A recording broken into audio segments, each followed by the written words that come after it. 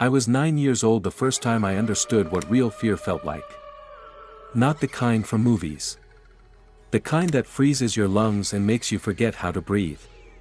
My parents had gone to my aunt's house 2 streets over. They said they'd be back before 9. They said it was only 2 hours.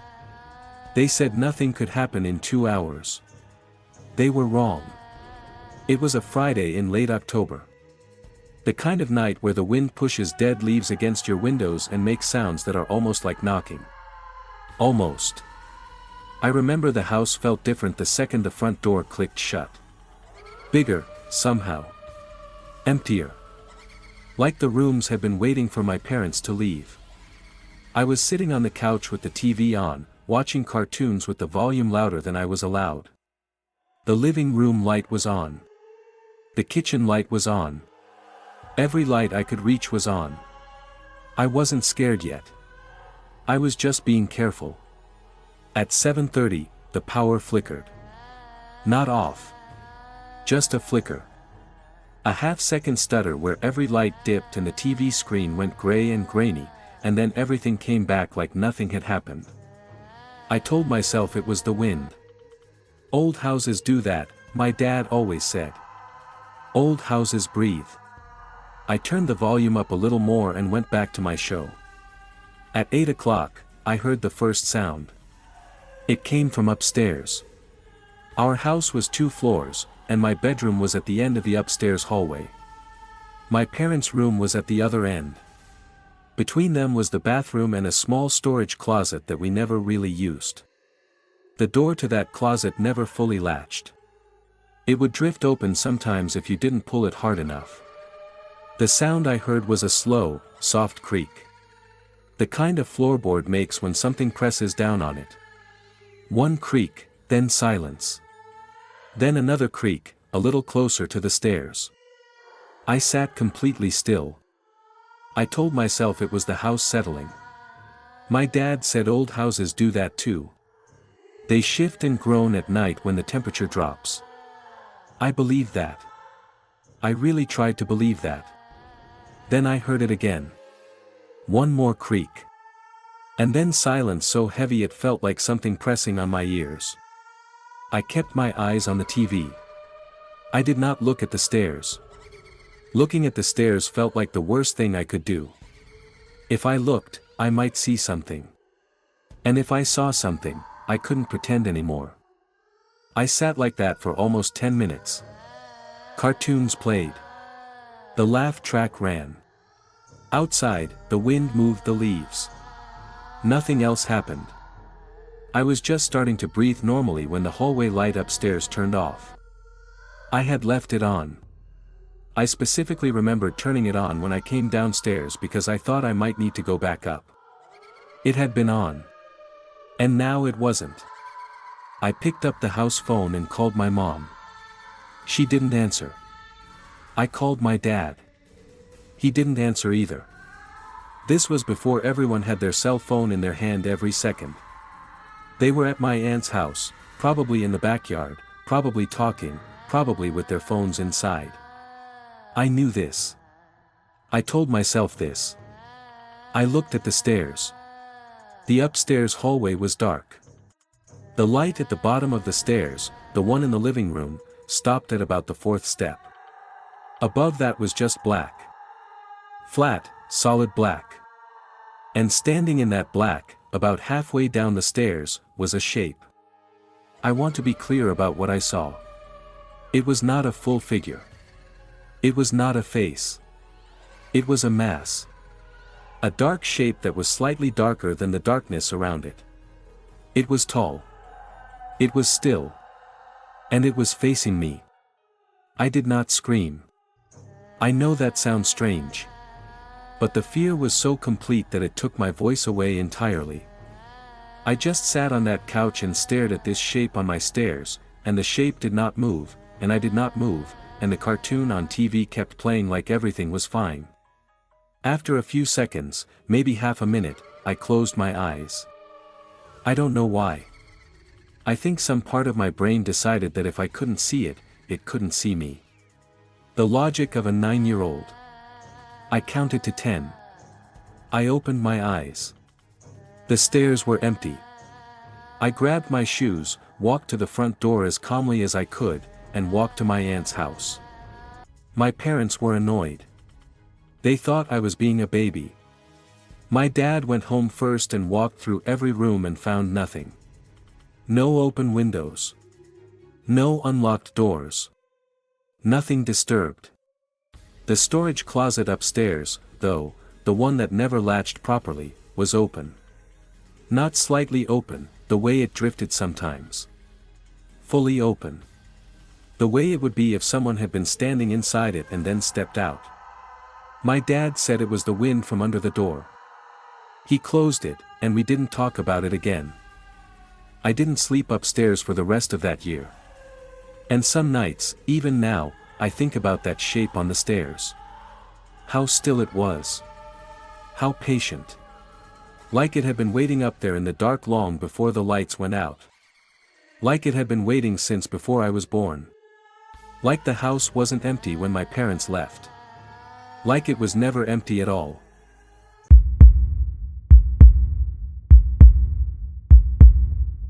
The summer I turned 11, my parents started leaving me home alone on weekend mornings. My dad worked construction and left before 6. My mom worked a hospital shift that started at 7.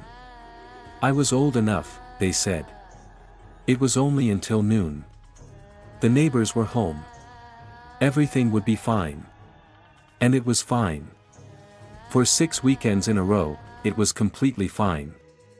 On the 7th weekend, something was different. I woke up that Saturday at around 8:30. The house was quiet in the way it only gets when you're truly alone in it. A specific kind of quiet. Like the house itself is holding its breath. I went to the kitchen, made cereal, and sat at the table by the window. Outside, the street was normal. A car drove by. A dog barked once and stopped. Somewhere down the block, a lawnmower started up. I went back to my room to read. My bedroom light was off. I knew I had turned it on. I always turned it on, even in the morning, because my room faced north and never got much sun. I stood in the doorway for a second, then reached in and clicked the switch. The light came on. I went inside, sat on my bed, and opened my book. I read for maybe 20 minutes. When I looked up, the light was off again. I was alone in the room. The switch was on the wall by the door. I was sitting on my bed on the opposite side of the room. No one had come in. The window was closed. Nothing had touched the switch. But the light was off, and the room was dim, and outside my window the sky had clouded over while I was reading. I turned the light back on.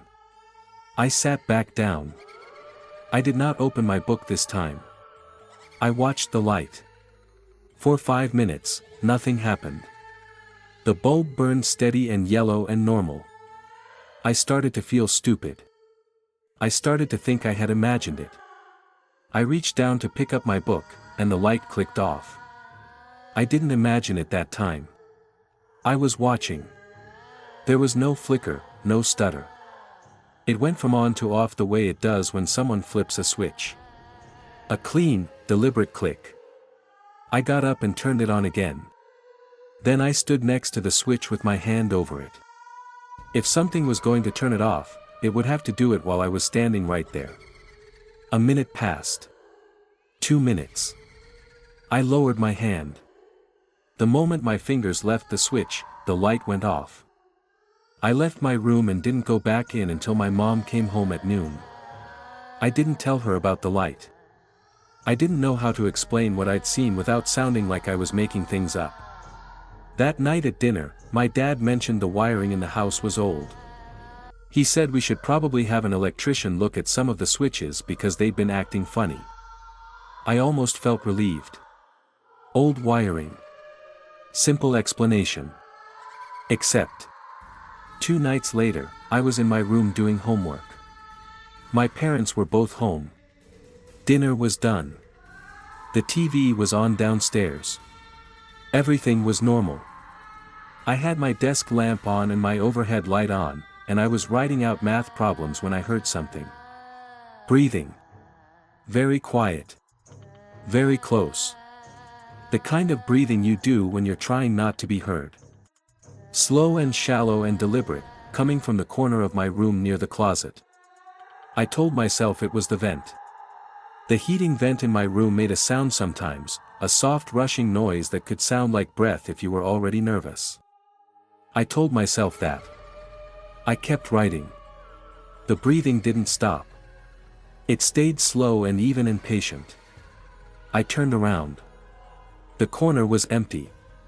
The closet door was closed, the way I always kept it. Nothing was there. Nothing I could see. But the feeling that something was standing in that corner was so strong, so physical, that I could feel it in my chest. The way you feel when someone is standing too close behind you in a line. That pressure. That awareness of another body nearby. I went downstairs and told my mom I wanted to watch TV with her. She didn't ask why. She just moved over on the couch. A week later, my dad had an electrician come to look at the wiring. The man went through the whole house, testing switches and outlets and junction boxes. When he got to my room, he spent a long time at the light switch. When he came downstairs, he told my dad the switch was fine. Mechanically perfect. No loose wiring, no faulty connections. He said the only way that light was turning off was if someone was physically flipping the switch. My dad laughed like it was a joke. The electrician didn't laugh. He just wrote something on his clipboard and moved on. I stood at the bottom of the stairs and looked up at the hallway leading to my room, and I thought about those mornings. Alone in the house. The light clicking off. The breathing in the corner. And I thought about how, on all those mornings, the only thing that ever stopped was when I left the room. Whatever was in there didn't want me there. Or maybe it did. Maybe that was the whole point.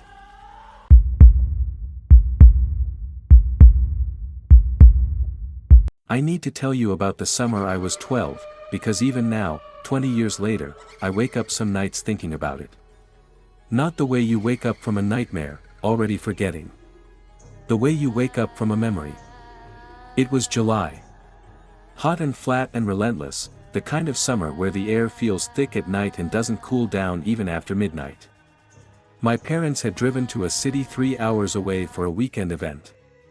I was staying home. I was 12 and I had stayed alone for a night before and everything had been fine. They left Saturday morning. I had a list of neighbors to call, food in the fridge, and instructions to lock every door and window before bed. I locked everything. I checked twice. That night, at around 11, I was lying in bed watching something on a small TV my parents had put in my room. I was almost asleep when the house phone rang. This was not unusual. The phone rang sometimes at night. Telemarketers. Wrong numbers. I answered it. There was silence on the other end. Not the dead silence of a bad connection, but a present silence. Quiet breathing. The kind of silence that means someone is there and choosing not to speak. Hello. I said again. Nothing. I hung up. I figured wrong number. I went back to my show. 20 minutes later, the phone rang again. I answered it faster this time, thinking it was my parents checking in. Same silence. Same breathing. But this time, underneath the breathing, something else. A sound so faint I almost missed it. A low, slow rhythmic creak. Regular as a clock. Like a rocking chair moving on a wooden floor. Our house had no rocking chair. I hung up again. My hands were not steady. I turned the TV volume down and sat in the dark and listened to the house. It was quiet. House quiet. The refrigerator humming downstairs. The central air unit clicking on outside. A car passing on the street. I picked up the phone and called my mom's cell. She answered on the second ring. I told her about the calls. She said it was probably someone with the wrong number, and to hang up if it happened again. She asked if I was okay. I said yes. She said she loved me and that they'd be home by noon the next day. I felt better after talking to her. I put the phone back in its cradle and turned off the TV and tried to sleep. At 12:30, the phone rang a third time. I did not answer it. I lay in bed and let it ring. 1, 2, 3, 4 times. Then the answering machine picked up. I listened to my dad's recorded voice saying we weren't available, leave a message. There was a pause. Then, from the machine's tiny speaker at the base of the phone, I heard a sound that I have never been able to fully explain to another person. It was breathing. Slow and low. But layered underneath it, so quiet it was almost subliminal, was something else. A sound almost like a voice. Not words. Not anything I could understand. Just a low, formless murmur, like someone speaking a language I had never heard, or like someone speaking in reverse. It lasted maybe 30 seconds. Then the line clicked dead. I pulled my covers up to my chin and stared at the ceiling. The thing that I realized, lying there in the dark, was this: our answering machine was downstairs. In the kitchen. I had heard the recording playing clearly from my bedroom. Which meant the volume on the machine was turned up high. Higher than we kept it. We kept it at level 2. I had been told this specifically because my mom got work calls early in the morning and she didn't want to wake the house. I got out of bed.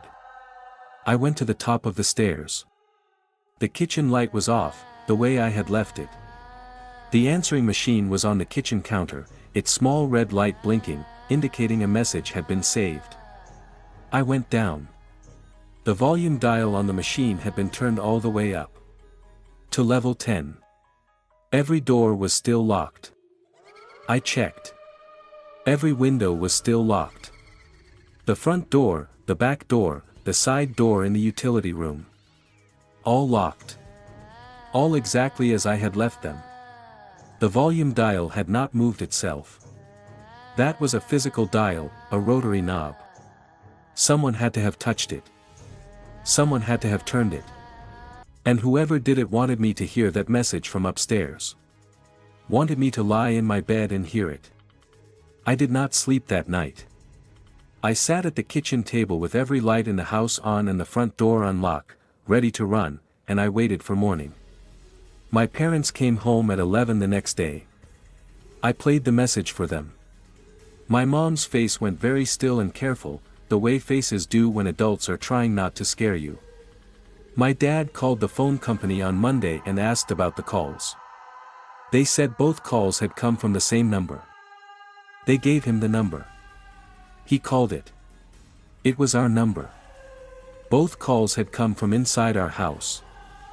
The phone company said it was a technical error. A glitch. A feedback loop in the line that sometimes rerouted calls back to their source. He seemed to believe that. I didn't. Because the phone inside our house had not rung that night. I would have heard it. I was awake, and the house was silent, and no phone inside our house had rung. Something had made those calls. Something that was in the house with me, standing in the kitchen in the dark, turning a small dial slowly to the right. Making sure I could hear.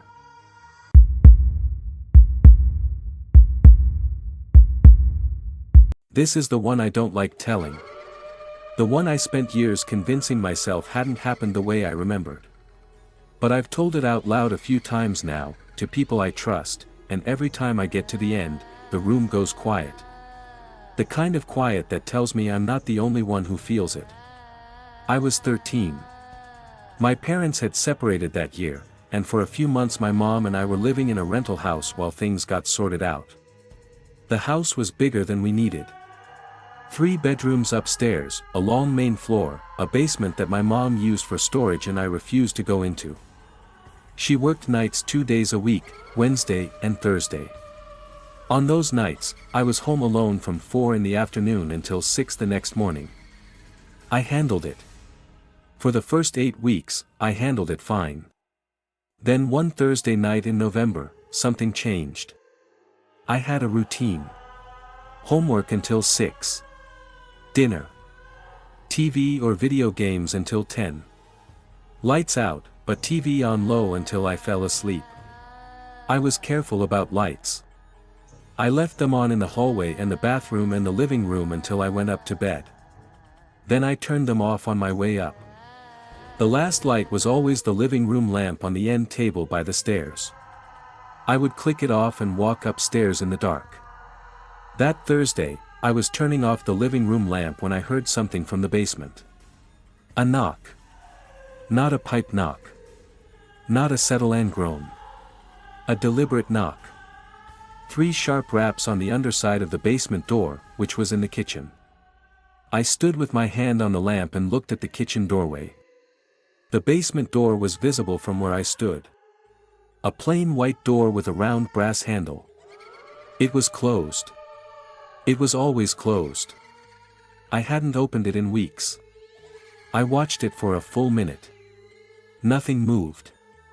I turned the lamp off and went upstairs fast. I got into bed. I turned the TV on. I told myself it was pipes. Our old house had made similar sounds, and my dad had always said it was pipes. Thermal expansion. Water pressure. Normal house sounds. I was almost convinced. At around midnight, I heard something on the stairs. This is the part that I have replayed 1,000 times. Not because I'm unsure of what I heard, but because of how slow it was. Whatever was climbing those stairs was not in a hurry. Each step came after a long pause. Like it was listening between movements. Like it was making sure I was still in bed. Step. Silence. Step. Silence. I was facing the wall when it started. I had turned toward the wall to try to sleep. I did not turn around. I lay completely still with my eyes open and stared at the paint on the wall and counted the steps. 12 steps to the top of the staircase. I knew this because I had counted them once, back when we first moved in. I counted 12. Then silence. The hallway outside my room was quiet. My bedroom door was cracked open about 2 inches. I had always slept with it open. Right now I would have given anything to have it closed. I lay still. I counted my own breaths. I did not move. From the other side of the door, from somewhere in the dark hallway, I heard breathing. The same slow and measured and patient breathing. Not panicked. Not hurried. Just breathing the way something breathes when it has all the time in the world. I pulled out my phone and called my mom. Her phone rang 5 times and went to voicemail. I called again. Same thing. She was at work, in a unit where phones had to be on silent. I knew this. I knew I wasn't going to reach her. I called 911. I told the dispatcher I thought someone was in my house. She said she was sending a car. She told me to stay on the line, stay in my room, and brace my door if I could. I got up. My whole body was shaking. I crossed the room to the door and pressed my body against it. From the other side, 2 inches away, the breathing continued. Slow. Patient. Completely unbothered. I stood against that door for 9 minutes until I heard car doors outside and boots on the porch. The police checked the entire house. Every room, every closet, the basement, the yard. They found nothing. No signs of entry. No one. Nothing. One of the officers was kind and didn't seem to think I was making it up. He sat on the edge of my bed while his partner finished checking the basement, and he asked me to describe what I heard. I told him. The knock. The footsteps. The breathing. He nodded slowly. Then he asked me if the basement door was usually closed. I said yes. He said it was open when they got there. Fully open. I had not opened it. Not that night, not any night since we moved in. And my mom had been at work since 4. He didn't have an explanation. He wrote it in his notes and told me to call back if anything else happened. They left at 1:15 in the morning. I heard their car pull away and I lay in bed with every light in the house on and I did not sleep. When my mom got home at 6:30, she found me sitting at the kitchen table. She saw my face and she didn't say anything for a moment. She just sat down across from me. I told her everything. She was quiet for a long time after I finished. Then she told me something she had not told me before. She said the woman who had lived in this house before us had died here. Alone. She had been very old and she had lived by herself and she had not been found for several days. My mom had not told me because she didn't want to upset me. She had died in the basement. Sitting in a rocking chair, the neighbor had said. Just sitting there in the dark like she was waiting for something. We moved out 2 weeks later. But here is the thing I think about. The thing that follows me. I counted 12 steps that night. Slow, deliberate steps climbing our staircase. Our staircase had 13 steps. Whatever climbed those stairs had only taken 12. Which means it stopped one step below the top. It was in the hallway, yes, I heard it in the hallway, but it had never taken that last step. It had stepped over it. Or around it. It had entered the hallway without using the last stair. I've thought about that for 20 years. What moves through a house without needing the floor? What breathes outside a child's door in the dark, patient enough to wait all night? What decides, at some point before the police arrive, to simply stop? To go quiet? To recede back into whatever dark it came from? And whether it's still there, in that house, waiting for the next person who turns off the last light.